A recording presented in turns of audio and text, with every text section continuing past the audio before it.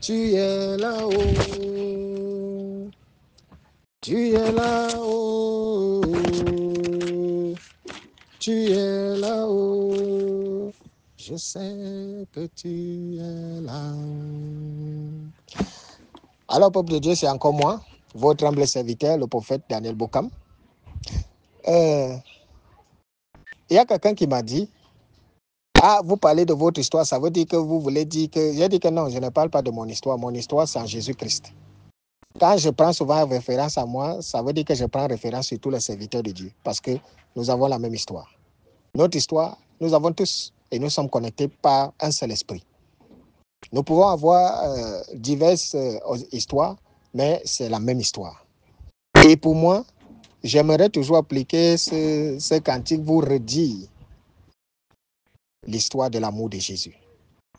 J'aimerais toujours et je vous dirai toujours, je vous raconterai toujours l'histoire de cet homme-là. Parce que c'est lui qui m'a mené au-devant de vous. Quand je parle ici, je ne viens pas m'attendre à ce que tu y crois. Je ne viens pas m'attendre à ce que tu acceptes. Hein. Si tu constates, ce n'est pas par prétention, ce n'est pas par orgueil, mais c'est parce que celui qui m'a envoyé, lui-même, il m'a dit ça. Que ne va pas là-bas. Je vais vous dire, l'être humain, depuis que j'ai 8 ans, je côtoie les hommes. Les hommes viennent me voir.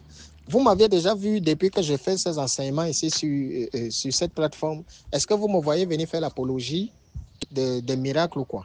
Je n'en fais pas. Vous ne m'entendez même pas parler et tout ça.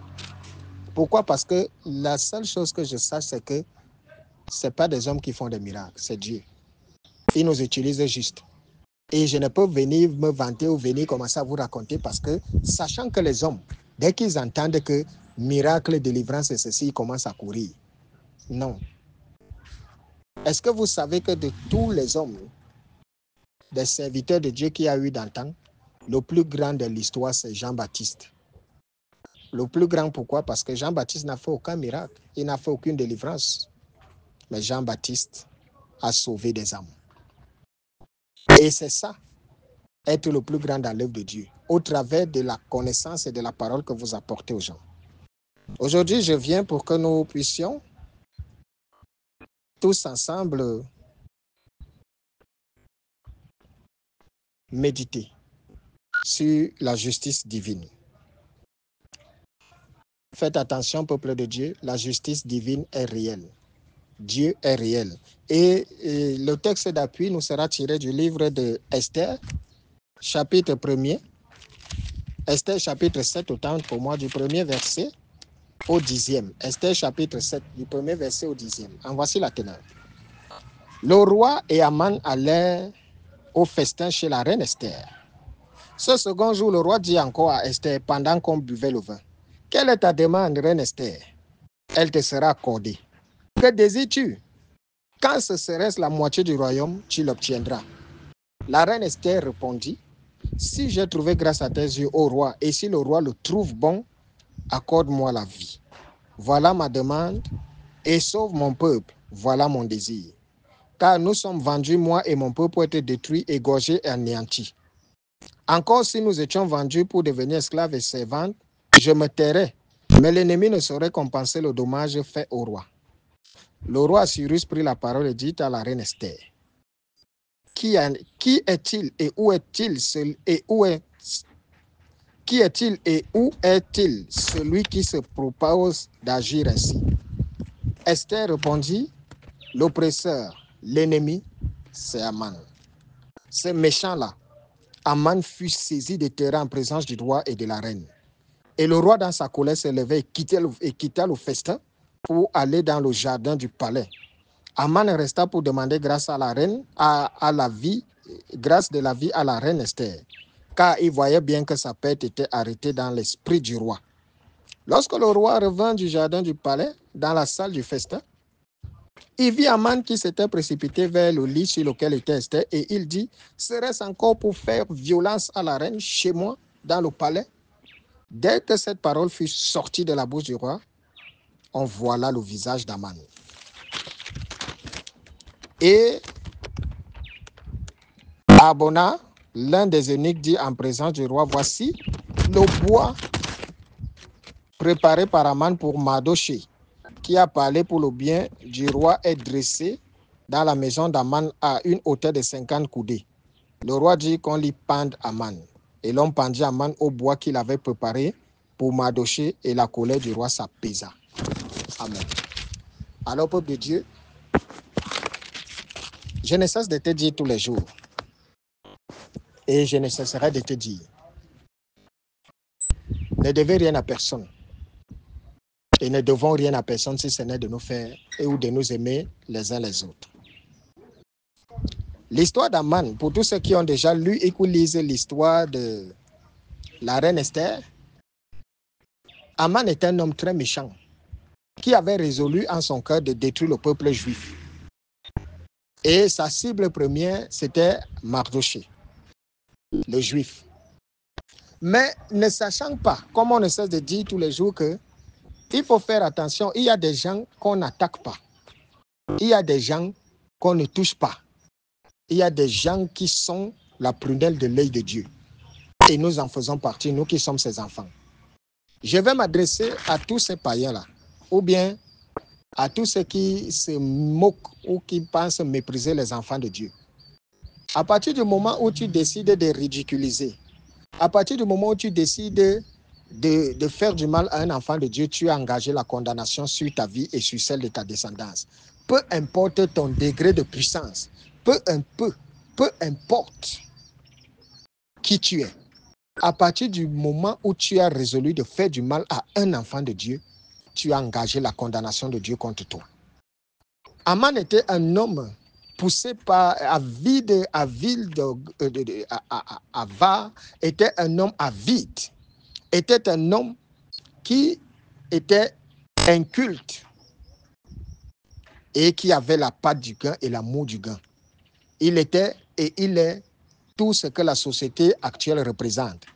Il aimait le pouvoir, il aimait la gloire, il aimait les honneurs, il aimait l'argent.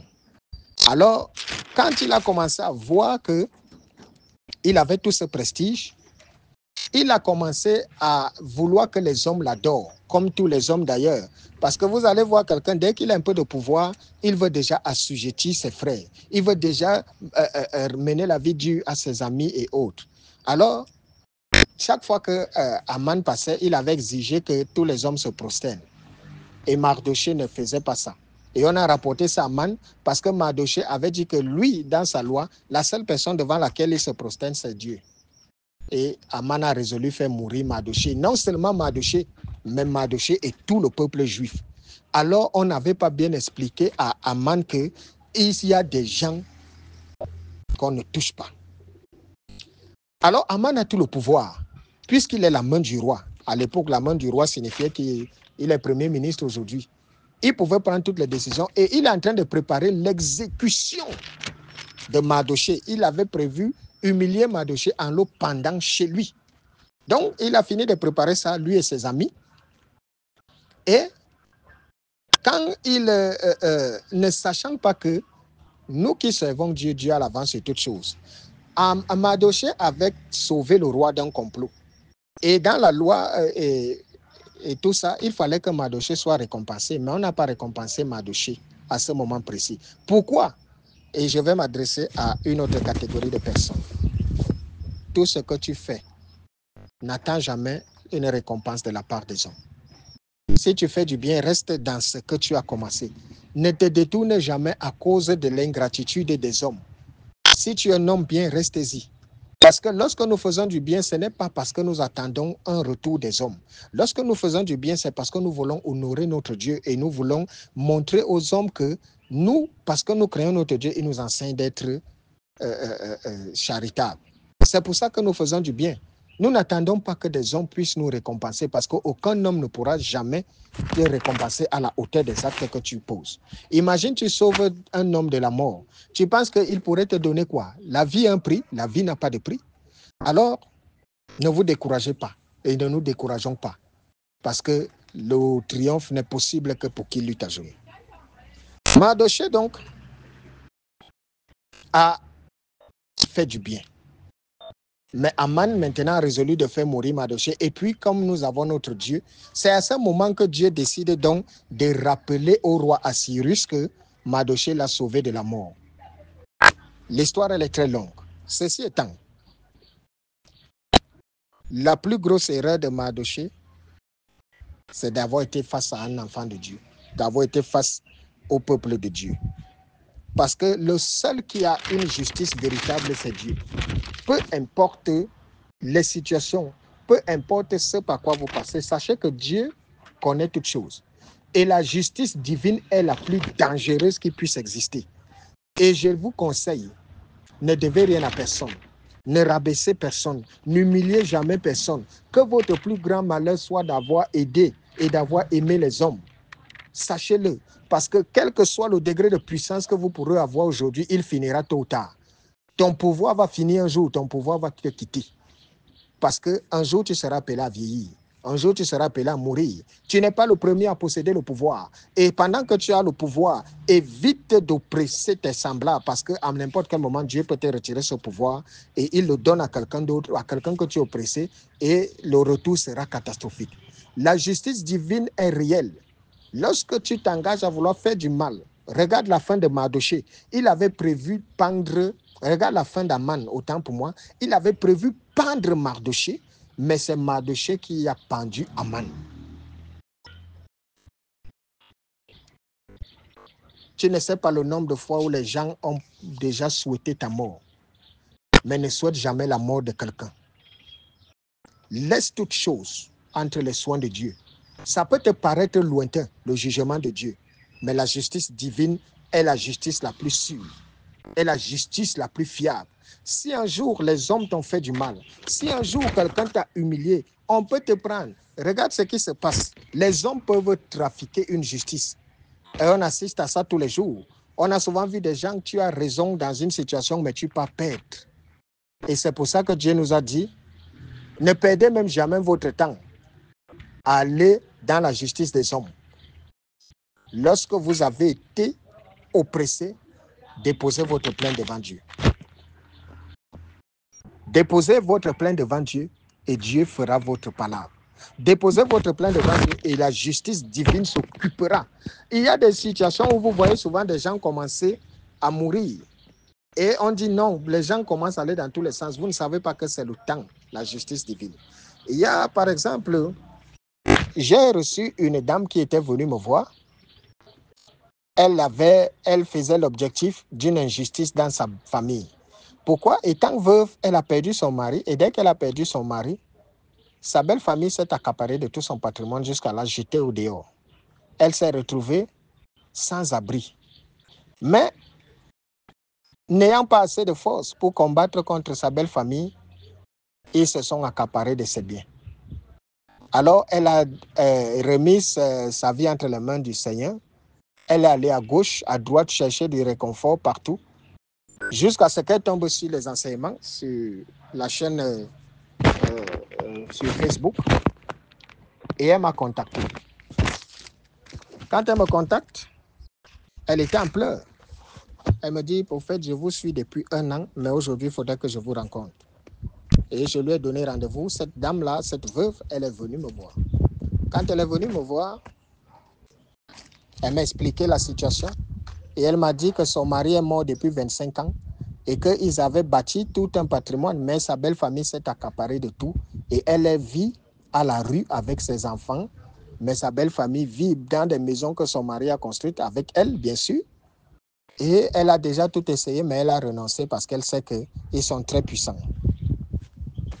Alors j'ai dit à cette femme, tu veux voir la main de Dieu dans ta vie? Elle dit, je ne demande que ça. C'est alors que je lui ai dit, d'accord, tu sais ce qu'on va faire? Aujourd'hui, c'est ton histoire qui commence. On va déposer une plainte devant Dieu et la justice divine va parler. Si c'est toi qui es dans l'erreur, ils vont l'emporter. Mais si ce n'est pas toi, ils vont te restituer tout ce qu'ils t'ont pris. Alors, peuple de Dieu, qu'est-ce qui se passa? Je lui ai dit, dépose, fais une demande, fais une plainte en bonne et due forme. Fais ta plainte. Tu déposes, tu me laisses juste ça. Moi, je dépose ta plainte devant Dieu. Et c'est comme ça qu'elle a fini. Je lui ai dit, maintenant, rentre chez toi. On va attendre ce que Dieu va dire. Et je lui ai donné un programme de prière. Je lui ai dit, nous allons prier. Alors, peuple de Dieu, je vais être juste bref et tout ça. Et puis, peu de temps après, Dieu a manifesté la plénitude de sa gloire. À l'heure où je vous parle, elle a été restaurée dans tous ses droits. Tout, elle a été restaurée dans ses droits. Dieu a fait son palabre. La justice divine a parlé pour elle. C'est vrai que moi, je fais son témoignage aujourd'hui, mais puisque je ne connais plus la direction qu'elle a prise depuis ce jour jusqu'à aujourd'hui. Bon, ça, c'est les hommes. Ils sont comme ça. Moi, je ne m'attends pas à tout ceci. Mais, tout juste pour vous dire que les cas sont légion. Lorsque les hommes vous ont opprimé, j'ai dit, est-ce que vous savez qu'une seule prière d'un enfant de Dieu peut déstabiliser un royaume, une nation? Est-ce que tu le sais? C'est parce que tu ne sais pas qui tu es en tant qu'enfant de Dieu. C'est parce que tu ne sais pas le pouvoir qui est notre partage parce que nous servons Dieu. Alors la justice divine est réelle. Si quelqu'un te fait du mal, tu n'as pas besoin d'aller courir pour aller voir la justice des hommes. Confie ça à Dieu. Ça prendra le temps que ça prendra. Dieu te donnera gain de cause. Quelle que soit la nature, même s'ils sont allés cacher ça où, même s'ils ont fricoté quoi, lorsque le temps de Dieu est arrivé, il va remettre chaque chose à sa place. Il n'y a pas, Christ nous a dit, aucune pierre ne restera sur une autre. On peut te faire du mal aujourd'hui, on cache. Dieu ira chercher, il ira creuser ça quand le temps arrivera et il refera surgir toutes choses. Et c'est pareil aussi, tu peux faire du mal à quelqu'un, tu crois que tu es caché. Qui a dit à Dieu que Caïn avait tué Abel? La justice divine est réelle. Et que chacun de nous prenne conscience en sachant que c'est Dieu qui a la clé de toutes choses et c'est Dieu qui est le maître de toutes choses. Servons Dieu et le monde nous servira. Que la main de Dieu soit sur toi, que sa grâce nous accompagne maintenant pour des siècles et des siècles. Bye bye.